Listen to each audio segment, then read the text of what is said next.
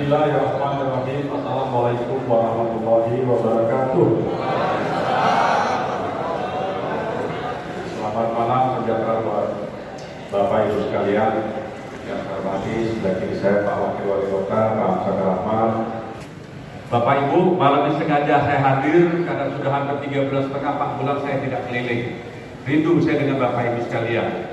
Maka malam ini kita hadir sekalian penandatanganan amprah untuk RT RW. Meskipun COVID menyerang Bapak Ibu, tapi haknya Pak RT RW tetap saya pertahankan, tidak saya hilangkan Bapak Ibu. Padahal uang kita udah banyak habis Pak.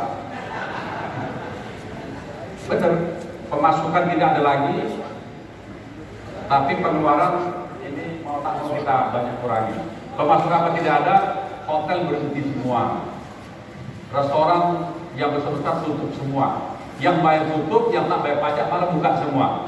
Tapi saya bangga karena buka semua, keluarga saya tidak banyak ngeluh kepada kami berdua. Bapak Ibu, sebelum kita masuk ke penandatanganan, saya bicara COVID karena saya adalah ketua gugus tugas COVID Kota Batam. Permasalahan seluruh COVID saya bertanggung jawab penuh kepada pusat Bapak Ibu sekalian, sampai ke Pak Presiden, Bapak Ibu sekalian. Maka saya mau sampaikan beberapa tips supaya nanti COVID ini tidak berkembang kembali. Sampai hari ini Bapak Ibu yang terjangkit COVID yang positif, belum yang masih tanda-tanda, itu 247 orang. 247 itu pun yang diperiksa. Ya di sini juga ada COVID kali Bapak Ibu sekalian. Karena tidak semua kita diperiksa. Orang atau OTG, orang tanpa gejala hari ini banyak. Tapi Bapak Ibu usah khawatir. Kalau OTG penularannya ini kecil sekali, maka Bapak Ibu nanti duduk kiri-kiri atau sama batu-batu. Jadi Bapak Ibu 247 yang sembuh 192, yang sisa 34, yang meninggal 11 plus 1 orang dari 3. Itu yang ada hari ini. Itu yang diperiksa. Kenapa tak semua kami periksa Bapak Ibu? Biaya sangat besar. Hari ini 2 hari ini ribut tentang biaya rapid test. Kenapa mahal betul? Ini hukum dagang. Kalau barang produksi sedikit dibutuhkan banyak, pengusaha mulai bermain. Pengusaha dari atas sampai ke bawah bermain. Bawah ini tidak bawah sekali. Yang punya perusahaan supply kepada A ke B, B ke C semua, maka terjadilah sampai ke bawah ini sampai 400.000. Hari ini ada perintah Menteri Kesehatan, orang kita tidak boleh melebihi 150. Besok Anda berangkat tak ada yang mau rapid Pak. Siapa mau keluar biaya rugi? Pemerintah kami tidak boleh layani, karena tugas kami hari ini bagaimana mengecek orang sakit, bukan ke orang berangkat. Karena uangnya terbatas. Ini perlu saya sampaikan Bapak Ibu. Maka segmen saya hari ini saya belum putuskan. Nanti akan kita undang seluruh klinik untuk duduk sama, rumah sakit. Apa solusinya ini? Kalau mereka anggap belinya sudah mulai murah, maka ini akan kita sarankan supaya ini harga turun. Tapi kalau tidak, saya tak mungkin memaksa. Kalau saya maksa, maka mereka akan berhenti untuk merakit orang. Kalau berhenti, maka penerbangan udara akan berhenti Bapak Ibu sekalian. Bapak Ibu, COVID demikian. Maka malamnya ada 3 hal yang mesti titip. COVID ini bisa sembuh sendiri Bapak Ibu. Bagi kita yang sehat akan sembuh sendiri. Maka ada yang kena ini OTG ini tidak tahu atau sembuh sendiri. Karena perkiraan awal Kota Batam ini yang terjangkit COVID ini di atas 1.000 orang. Yang di sebut-sebut waktu itu, 1 Jakarta, 2 Bali, 3 Kota Batam. Karena kita daerah transit, keluar masuk orang. Maka kita hari ini COVID-nya bukan dari kita Bapak Ibu sekalian, dari orang luar. Tapi tosa kita sesali. Kenapa? Karena Batam bisa berkembang dan hidup karena orang luar Bapak Ibu sekalian. Mereka membawa usaha kemari, hidup di sini, maka kita harus menanggung risiko. Kalau namanya rumah kita keluar masuk orang, risikonya masih banyak. Tapi kalau kita close, pasti resiko kecil, tapi rezeki juga kecil Bapak Ibu sekalian. Maka Kota Batam diperkirakan demikian. Tapi saya bersama Pak Wakil waktu itu, kita coba rapat.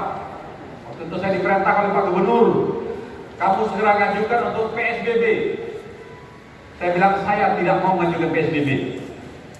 Kenapa? Kalau saya mengajukan PSBB, maka yang disebutkan oleh Pak Aldi tadi, ini akan terjadi kelaparan buat kita. Yang pertama, pemerintah tidak mampu memberikan sembako gelombang 1, gelombang 2, gelombang 3, gelombang 4 tidak mampu Bapak sekalian. 4, 5 akan berhenti. Kalau berhenti terjadi PSBB, urusan semua tutup, maka tidak ada kegiatan di Kota Batam, maka uang tidak akan berputar kepada masyarakat. Artinya semua masyarakat akan nganggur semua. Kalau nganggur siapa yang mau kasih makan Bapak Ibu sekalian? Kalau semua sudah lapar bisa oleh Kota Batam. Maka saya tidak ajukan PSBB Bapak Ibu, karena saya ingin menyelamatkan Bapak Ibu saudara kita, mungkin bukan di sini, yang di sana, yang bekerja di perusahaan industri Bapak Ibu sekalian. Maka kita Kota Batam hari termasuk yang paling baik Bapak Ibu, baik dari semua sisi. Jadi saran Pak Aldi tadi betul, kita meskipun susah, makan masih ada. Meskipun kita tidak cukup, lebih tidak ada, tapi masih cukup Bapak Ibu sekalian. Karena memang saya jaga ini. Dan hari ini bersyukur, kita hanya 245. Menurut saya ini akan sampai ke 300 Bapak Ibu, akan berhenti. Hari ini bertambah 2, 1, tapi bukan di kloster. Karena tahapannya bukan di kloster lagi. Ada orang berangkat, ketemulah nasib sial, di rapid test, sama positif, bawa dia swab, alhamdulillah positif, bawa ke Garang seminggu dia sembuh, dikasih makan telur dan madu. Jadi Bapak Ibu kalau pahala besar, Pak Aldi, mungkin di Tebesi itu banyak madu, Bapak sumbangkan ke Galang Bang. Mahal Pak. Karena hari camat, Galang saya kasih tugas, Bapak cari madu, cari pelan kampung sana. Kalau tak ada duit, minta sama saya. Kalau tak ada, saya minta sama wakil. Kenapa? Karena saya ingin ini cepat sembuh Bapak Ibu. Karena kita lagi berusaha komunikasi ke Singapura. Hari ini pelayaran untuk pengangkutan orang ini sudah berhenti Pak. Yang jalan hanya penumpang. Maka Singapura kosong, kita juga kosong. Maka wisata kita mati hari ini. Mati karena tidak boleh masuk. Saya sudah tahu Pak Lurah ke Singapura, apa solusi supaya Batam bisa dibuka kembali dan Singapura mengizinkan mereka masuk dan kita diizinkan masuk ke sana Bapak Ibu sekalian. Kata beliau nanti tanggal 9 besok ya. Besok ulang tahun Singapura pemilihan Perdana Menteri Singapura. Besok. Electionnya besok. Habis besok itu saya minta Pak Iswa bentuk, kita akan ke sana Bapak Ibu. Tapi tidak boleh di siapa Yus? Di karantina Pak, nanti 14 hari dulu gitu. Artinya kalau sepakat nanti kita akan bicara dengan Menteri Kesehatannya apa persyaratan supaya kami bisa ke sana dan mereka bisa ke sini, tapi tidak di karantina Bapak Ibu sekalian. Supaya ini kalau tidak pernah kita mulai tidak pernah selesai Pak, maka kita coba sekarang.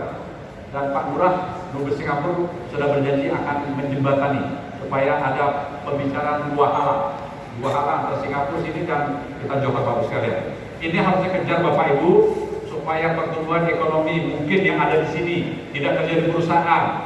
Mungkin ada Bapak Ibu yang kuliner yang mengharapkan orang luar ini bisa bangkit kembali. Maka berdoalah Bapak Ibu sekalian. Janjinya mudah-mudahan Agustus ini sudah akan kita buka di akhirnya Bapak Ibu sekalian. Untuk membuka itu Bapak Ibu sekalian ada satu persyaratan bahwa Batam COVID-nya sudah harus nol. Maka saya pikir Bapak Ibu sekalian, ayo sama-sama kita. Ada 34 di Galang sana. Kapan mau kita sembuhkan? Yang hadir sini, Bapak Ibu tidak perlu mengantar telur ke sana. Bapak Ibu tidak perlu mengantar madu ke sana. Itu urusan kami. Bapak Ibu yang ada sini, kita doa menurut agama kita masing-masing. Supaya secara utuh Kota Batam ini yang kena COVID disembuhkan oleh Allah Subhanahu Wa Taala sesuai dengan kepentingan kita masing-masing Bapak Ibu sekalian.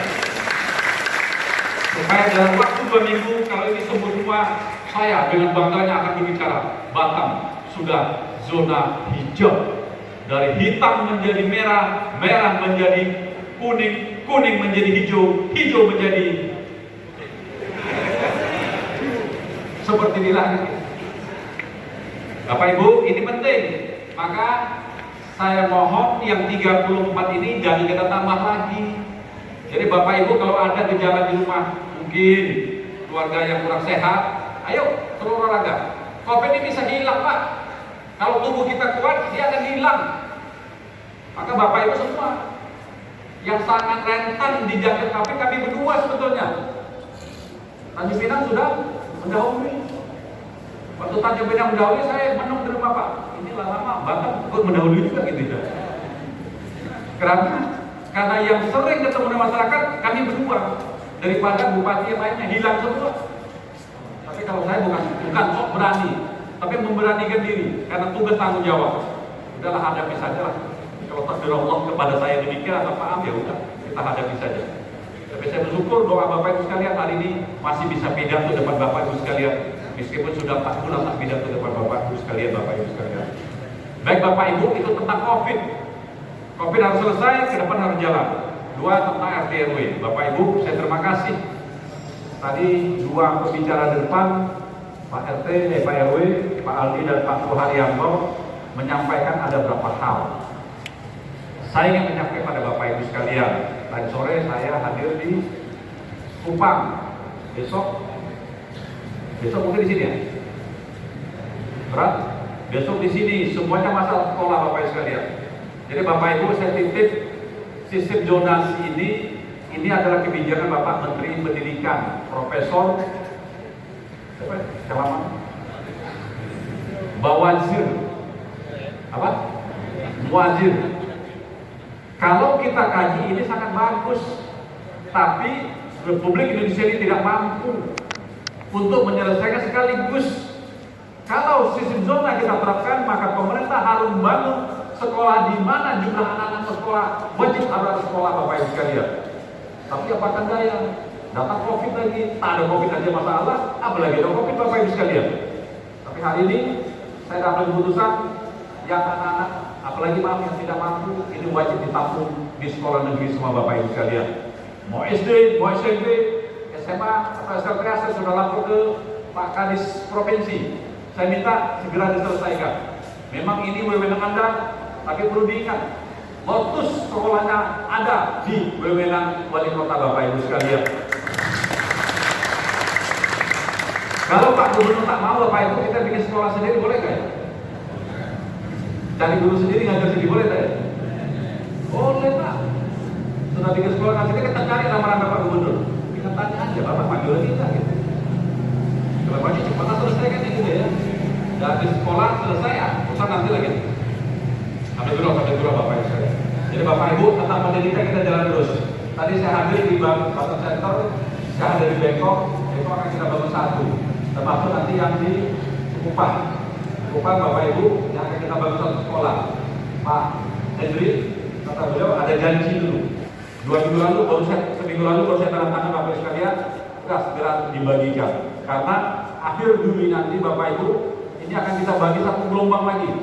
Itu bukan uang dari Pemko, karena saya adalah kepala BB Batam, uang BB Batam juga saya ikut sumbangkan sembako buat rakyat Kota Batam Bapak Ibu sekalian. Bapak Ibu, sekedar Bapak Ibu ketahui di luar pertemuan kita malam hari ini, Bapak Ibu sebagai kepala BB Batam, Bapak Ibu ini ada anggaran yang saya gunakan untuk mempercepat pertumbuhan ekonomi Kota Batam. Yang pertama, pelabuhan kargo Batu Ampar, Bapak Ibu, saya akan segera mencari lawan dan akan kita buka. Karena lawannya masih ngambang, jalan keluarnya tahun ini akan kita bangun. Akan saya buka juga dari Batu Ampar keluar, nanti menuju ke Batam Indo, tapi ini bertahap. Akan saya buka juga 5 lanjut Bapak Ibu sekalian.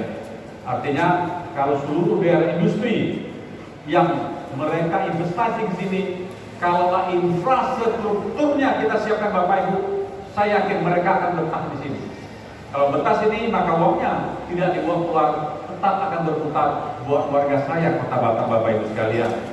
Yang kedua, bandara yang saya sampaikan Bapak Ibu, ini lelang sudah selesai dan sudah akan dikerjakan minggu ini. Yang pertama adalah taxiway-nya Bapak Ibu sekalian akan kita overlay. Itu uangnya besar sekali Bapak Ibu sekalian. Kenapa? Kalau pesawat tidak boleh ada lecet sedikit pun jalannya. Kalau ada terbelah saja sedikit, maka dia akan tergelincir Bapak Ibu sekalian. Karena kecepatan dan kami kuat sekali. Maka kita anggarkan itu Bapak Ibu, itu hampir 150 sekian menangnya. Tapi kita anggarkan 180 sudah menang, itu akan segera kita selesaikan. Yang ketiga, terminal 1 Bapak Ibu, ini lagi saya lelang. Mudah-mudahan ada lawannya, karena sudah cukup tua, sudah hampir 30 tahun dibangun, tidak pernah dirubah. Kita akan rubah, agak canggih sedikit lah. Tidak kayak Singapura, minimal kayak mana? Bapak Ibu saja lah. Kemampuan daerah kita hanya segitu, kira-kira gimana? Termasuk kargonya Bapak Ibu sekalian. Sebetulnya MRO yang kita janjikan kemarin, orangnya masih menghentikan, itu investasinya hampir 11 atau sampai 19 triliun Bapak Ibu sekalian. Terberhenti karena satu faktor saja. Batam adalah free trade zone, tapi nyatanya semua perbaikan, semua barang yang masuk ke kota Batam, kalau mau keluar masuk daerah pabrik Indonesia lainnya, maka dia harus membayar biaya masuk. Maka orang tidak mau. Ini yang lagi saya ajukan di Omnibus Law. Kami titip pasal ini. Kalau boleh seluruh produk kota Batam, terutama pesawat, kita minta pesawat dan kapal tidak membayar biaya masuk, supaya orang semua perbaiki pesawat di kota Batam Bapak Ibu sekalian, supaya semua orang nanti bikin kapal di kota Batam Bapak Ibu sekalian. Yang saya butuh adalah tenaga kerjanya Bapak Ibu sekalian. Kalau ini bisa ramai, tenaga kerjanya akan ramai Bapak Ibu sekalian. Ini ada kami titip. Kalau Omnibus Law misalnya disahkan DPR 2 bulan lagi, maka Batamnya akan berbilion Bapak Ibu sekalian, karena betul-betul dibebaskan. Hari ini tidak, pesawat sudah perbaiki. Nanti kalau spare partnya dari luar, bukan dari nasional, maka itu akan ditagih biaya masuknya Bapak Ibu, tidak kecil. Termasuk pembimbingan kapal di dalam kapal sana. Kemarin libur kita ke pasar Suratin. Kenapa? Karena membuat satu kapal dia masuknya hampir 3 atau 4 kapal lebih bayar Bapak Ibu sekalian. Mana ada yang mau? Tidak ada yang mau Bapak Ibu sekalian. Artinya di BP akan kita bikin demikian. Terakhir kemarin saya ada telepon Pak Imastur, ada yang merekam tentang macetnya air di mana? Saya sudah panggil BP Batam bersama Pak Yu, karena uang kita tidak ada. Saya minta seluruh jembatan ya. Jembatan nanti Pak Yu dudukkan, kita akan gunakan uang BP Batam. Itu boleh nanti digunakan langsung. Jadi nanti para tokoh Bapak Ibu saya titip yang kira-kira prioritas yang harus dikerjakan, nanti dudukkan sama Pak Yu sama Pak Camat. Nanti saya gunakan uang BP Batam, bisa langsung Bapak Ibu sekalian.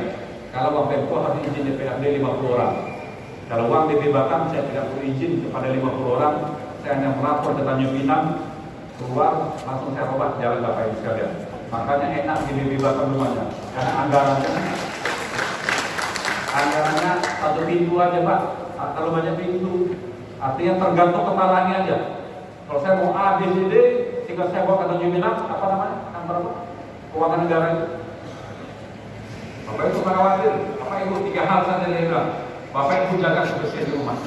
Jagalah kebersihan di rumah, makan yang cukup, olahraga, sembuh Bapak Ibu sekalian. Saya tentara, tak pernah saya dengar ada COVID baik. Apa tadi? Polisi ada, itu pendidikan. Tapi di sini saya tak pernah dengar ada COVID. Kenapa? Memang dijaga betul fisik ini Pak. Dan alhamdulillah menurut saya ketiga. Tapi Bapak Ibu sebagai RW ujung tombak kami, saya titip jagalah kesehatan. Karena kalau Bapak RT kena COVID, rakyatnya bubar Pak. Besok Bapak datang, tak usah, itu RT COVID gitu ya. Atau RW-nya gitu. Jaga, kalau ada badan tak enak, cepat-cepat olahraga Bapak sekalian. Jebur, olahraga hitam tak apa Pak. Tidak punya anak, punya istri Pak.